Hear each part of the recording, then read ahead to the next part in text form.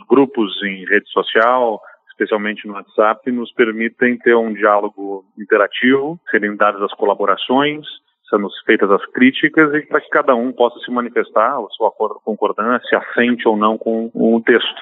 Então, o que se observa, se estabelecem discussões, como diversos grupos de WhatsApp, o mais objetivo possível, para que a gente entenda se algum fato demanda algum tipo de posicionamento, como foi o caso deste fato, né, dessas manifestações recentes. Quem é responsável pela morte do Capitão Adriano? PM da Bahia do PT. Só falar mais alguma coisa? Então o senhor atribui a questão política? Quem matou o Capitão Adriano foi a PM da Bahia. A reação do presidente Jair Bolsonaro à morte do ex-policial Adriano da Nóbrega, chamado na milícia de Urso Polar e acusado de liderar no estado do Rio um grupo de assassinos profissionais, fez o grupo de WhatsApp dos governadores bombar. Foi a segunda vez que o grupo de governadores se viu obrigado a confrontar o presidente com uma carta aberta, dessa vez assinada por 20 de seus integrantes. A primeira foi no começo de fevereiro, assinada por 22. Na ocasião, o assunto principal era outro, caríssimo a todos eles, e tratado por Bolsonaro pelo Twitter. Pela terceira vez consecutiva, baixamos os preços da gasolina e diesel nas refinarias, mas os preços não diminuem nos postos. Por quê? Porque os governadores cobram, em média, 30% de CMS sobre o valor médio cobrado nas bombas dos postos e atualizam apenas de 15 em 15 dias, prejudicando o consumidor. Como regra, os governadores não admitem perder receita, mesmo que o preço dos litros nas refinarias caia para 50 centavos o litro. O que o presidente da República pode fazer para diminuir, então, o preço do diesel gasolina para o consumidor? O governador do Rio Grande do Sul, Eduardo Leite, tucano de 34 anos, subscreveu as duas cartas, assim como a maioria dos integrantes do grupo do WhatsApp. Leite topou conversar com Ao Ponto sobre o clima azedo entre os estados e o Palácio do Planalto antes de um evento privado em São Paulo, do qual também participaram Wilson Witzel, do Rio de Janeiro, e o paulista João Dória. Eu sou o Roberto Maltic, estou aqui com a Carolina Moran e a repórter Silvia Morim, da sucursal de São Paulo, também participa desse episódio. Fique com a gente. Governador Eduardo Leite, esse tipo de clima interessa a quem? Acho que os governadores estão, através dessas cartas, dessas manifestações, chamando a atenção, é que é preciso sentar e conversar. Uma relação que se estabelece pela imprensa, com declarações sendo feitas à imprensa ou em redes sociais, tumultua a relação que se deve ter entre instâncias numa república federativa. O poder está distribuído entre 3 poderes e em 3 instâncias: a federação, os estados, os municípios. Fazer a conciliação entre todas essas esferas de poder não é uma tarefa fácil e exige serenidade e muita disposição para o diálogo. Os governadores, acima de tudo, estão chamando a atenção. Vamos sentar e conversar para discutir os temas que interessam ao Brasil e não apenas ficarmos gerando insinuações que acabam provocando reações que, no final das contas, não atendem ao propósito e ao interesse da sociedade brasileira.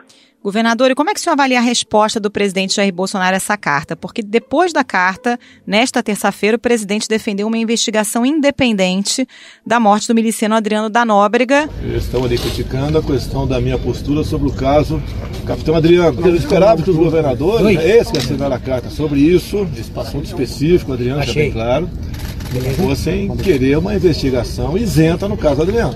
Pelo que tudo indica, tiro fora queima-roupa. Então foi queima de arquivo. Interessa a quem é queima de arquivo? A mim? A mim não. A mim de G0. Buscar até, quem sabe, quem matou a Marielle, né? A quem interessa não desvendar a morte da Marielle? Os mesmos que não interessam desvendar o caso Celso Daniel. Investigação essa que vem sendo conduzida pelo Estado da Bahia, né?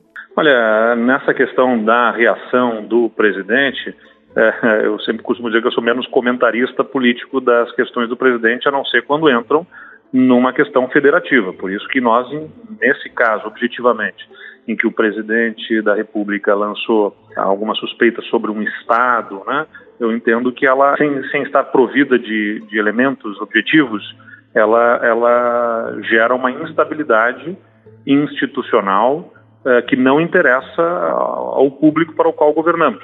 Então, eu objetivamente entendo que qualquer suspeita que se levante precisa ter objetividade. O grande ponto nós tivemos na semana passada, nas últimas 2 semanas, o fato da questão do ICMS dos combustíveis. Agora tivemos este fato de levantar suspeitas sobre a atuação da polícia de um dos estados.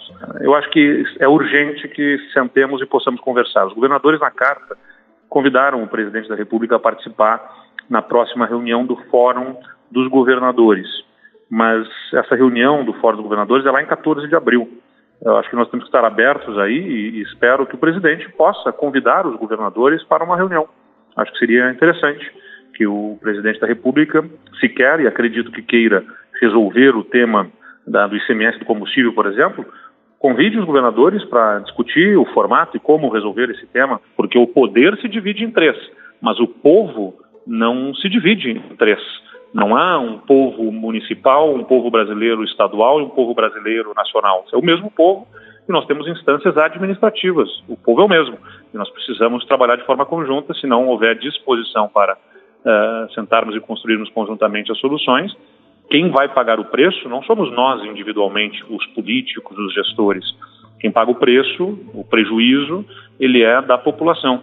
Então eu torço para que haja essa disposição para nós sentarmos e conversarmos e acharmos soluções a essas questões. Para os governadores, esse tipo de declaração não contribui para a evolução da democracia. E num trecho dizem que é preciso observar os limites institucionais com a responsabilidade dos mandatos que têm.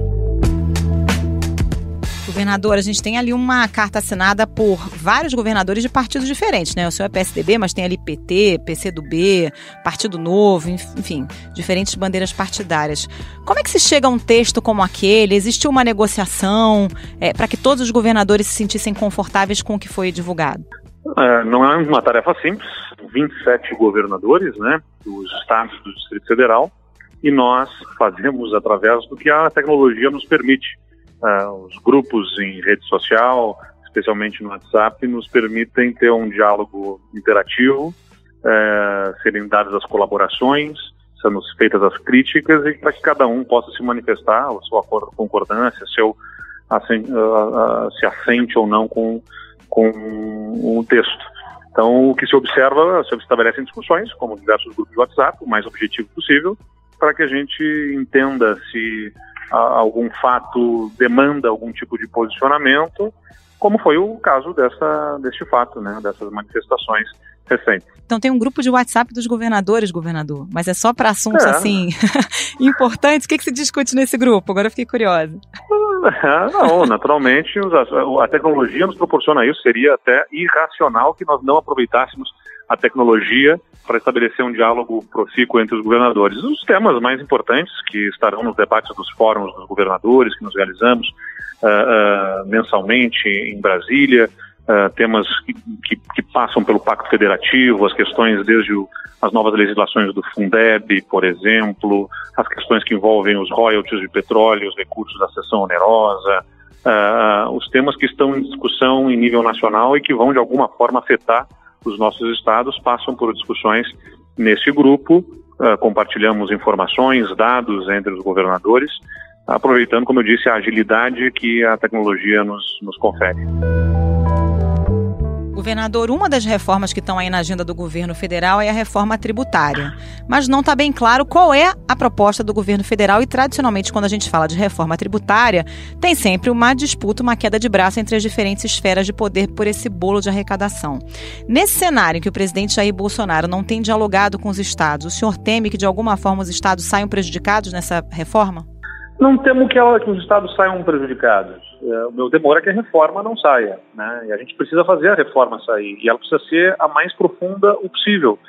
Uma reforma tributária consistente, que simplifique a relação do contribuinte com o fisco, com os governos, exige que os impostos estaduais, e na minha visão os municipais também, estejam incluídos neste futuro imposto de valor agregado, o imposto de bens e serviços, seja o IVA, seja o IDS, com simplificação da relação do contribuinte com o fisco. Então, a própria questão do combustível, por exemplo, numa reforma tributária profunda, como pode ser, e é o que se está discutindo no Congresso, ela se carregaria, essa reforma tributária, de viabilizar uma redução forte na tributação para o combustível, desde que inclua também o ICMS. Então é por isso que nós estamos trabalhando, e vai exigir também esforço político de construção de consensos. Acho que da parte dos estados é mais tranquilo. Agora nós temos os 5 mil municípios que têm o ISSQN, um imposto sobre serviços que vem crescendo, porque o setor de serviços vem crescendo no Brasil. Isso vai demandar também um entendimento com os municípios, se nós quisermos uma reforma profunda para provocar também uma mudança profunda e um crescimento econômico daí derivado consistente. No caso, por exemplo, do ICMS, o presidente joga para os governadores a tarefa de reduzir uma das principais fontes de arrecadação, que é justamente o tributo do combustível. Eu zero federal, você zerar o ICMS, tá feito o desafio aqui agora. Olha o problema que eu estou tendo com combustível. Pelo menos a população já começou a ver de quem é a responsabilidade. Não estou brigando com o governador. O que eu quero é que o ICMS seja cobrado no combustível lá na refinaria e não na bomba. O senhor fica meio que numa saia justa, né? Olha, Roberto, na campanha eleitoral, nós já falamos isso muito claramente à população, né? É evidente que nós queremos reduzir impostos. A carga tributária no Brasil é alta. No Rio Grande do Sul, em função das dificuldades fiscais do Estado, ela se tornou especialmente elevada nos últimos anos e nós estamos trabalhando para que ela reduza. Primeiro tem que reduzir as despesas. E nós fizemos a mais profunda reforma da Previdência e reforma administrativa, revendo carreiras, estruturas, os planos de carreiras dos servidores públicos, gratificações que se incorporavam, tudo aquilo que se relaciona ao custo da folha de pagamento, para, viabilizando a redução da despesa, construir condições para reduzirmos também os impostos. E vamos reduzir, isso conforme falamos na campanha eleitoral, em 2021. Com a responsabilidade de não colapsar serviços públicos. A nossa próxima reforma, depois de aprovarmos essa reforma administrativa e previdenciária, vai ser a reforma tributária em âmbito estadual. Não é uma reforma tributária de mudar tributos, que nós não temos esse poder, mas vai ser uma reforma tributária de redistribuição e reorganização das alíquotas, incluindo aí a dos combustíveis, e que vão promover redução do custo tributário sobre combustíveis, entre outros elementos. Agora, isso com responsabilidade. Senão, nós vamos colapsar os serviços que atendem a população mais carente, né? A população que mais precisa dos serviços de educação, de saúde e mesmo de segurança pública. Então, esse esforço é o nosso, né? De conseguirmos transmitir isso para a população. Não é fácil. O presidente da República tem, de fato, o presidente Jair Bolsonaro, por seus méritos, uma mobilização grande pelas redes sociais. Mas eu acho que é pertinente que a gente possa, se queremos mesmo resolver esse assunto, mais uma vez eu insisto, eu acredito que o presidente queira, como os governadores querem, não estamos cada um de um lado do balcão nesse sentido, todos queremos poder prestar melhores serviços com menor custo para a sociedade.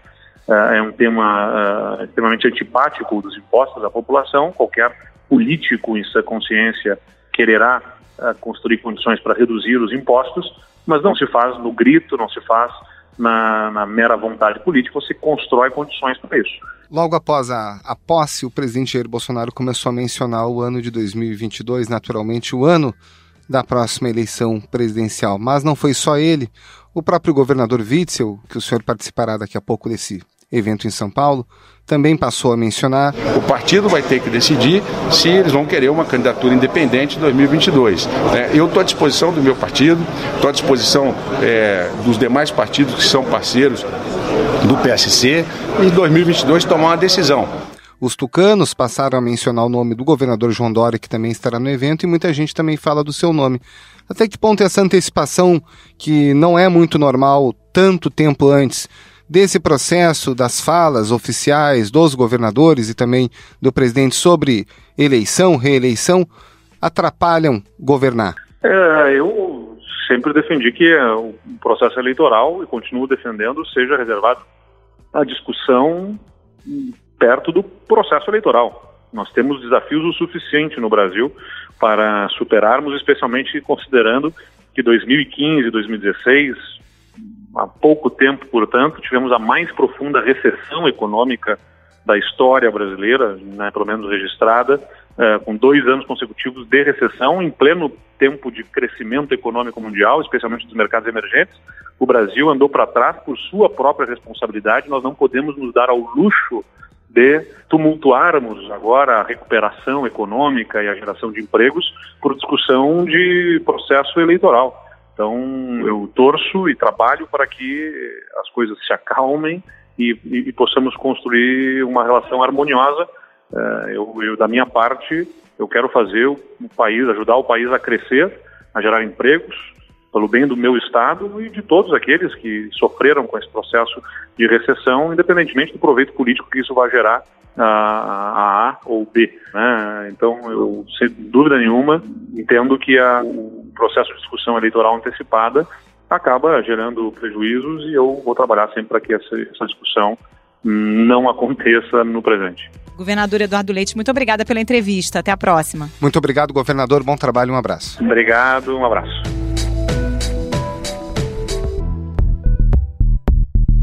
Silvia Amorim, o governador Eduardo Leite, participou do evento em São Paulo com o governador João Dória e com o governador Wilson Witzel. Qual foi o clima desse encontro em relação ao presidente Jair Bolsonaro?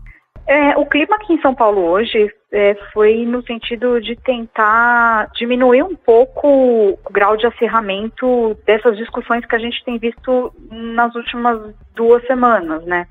Então, aqui em São Paulo, foi um discurso bastante alinhado dos 3, no sentido de temos que parar com essas discussões por redes sociais ou por troca, enfim, por cartas pela imprensa, e a gente tem que sentar e tentar dialogar para tentar achar aí pontos de convergência. Eles dizem que, enfim, é comum haver, enfim, contradições, posições diferentes entre eles, que ninguém prega ali que todos pensem do mesmo jeito, mas que tem que se achar ali algum ponto de convergência entre eles. Então, esse diálogo, esse discurso de hoje dos 3 foi no sentido de pregar uma trégua e pediram ao presidente Bolsonaro, de forma bastante objetiva, um encontro. Agora, esses 3 têm demonstrado bastante alinhamento, isso ficou bem claro nesse evento, né, Silvia? Ficou sim, eles fizeram um discurso muito parecido, todos eles nesse sentido. Claro, de uma hora ou outra eles explicitavam ali as discordâncias em relação ao presidente Bolsonaro. Então, sim, por exemplo, o governador João Dória falou, ao se referir ao presidente, as declarações dele dos últimos dias, disse que classificou aquilo como um clima de gincana, enfim, que o presidente não poderia continuar com isso. O governador Witzel fala em bravatas, enfim, se referindo às declarações do presidente Bolsonaro. Houve ali no discurso de cada um deles algumas falas fortes ainda em relação ao que tem feito o presidente Bolsonaro, mas de forma bastante única ali, foi uníssono no discurso de que temos que sentar para dialogar, não dá mais para ficar discutindo por rede social e nem pela imprensa.